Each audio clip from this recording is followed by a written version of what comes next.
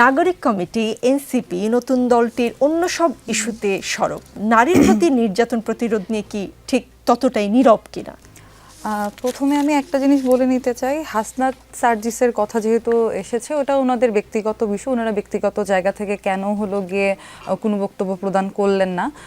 আমি যদি জাতীয় নাগরিক পার্টির কথা বলি, আমরা জাতীয় নাগরিক পার্টি থেকে 2-3 দিন আগে আমাদের একটা প্রেস রিলিজ গিয়েছে এবং হলো গিয়ে কালকে একটা বিক্ষোভ সমাবেশও হয়েছে।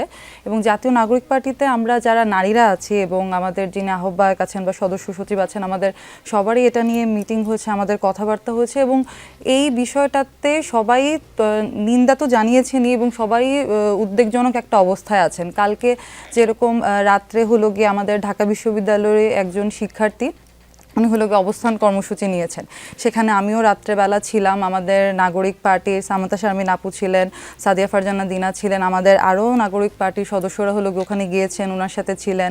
আমরা ওনার সাথে হলো গিয়ে আমাদের সহাবস্থান জানিয়েছি এবং আমাদের নেতাকর্মীরা সবাই হলো গিয়ে এই ঘটনার সাথে হলো গিয়ে তাদের সহাবস্থান জানাচ্ছেন।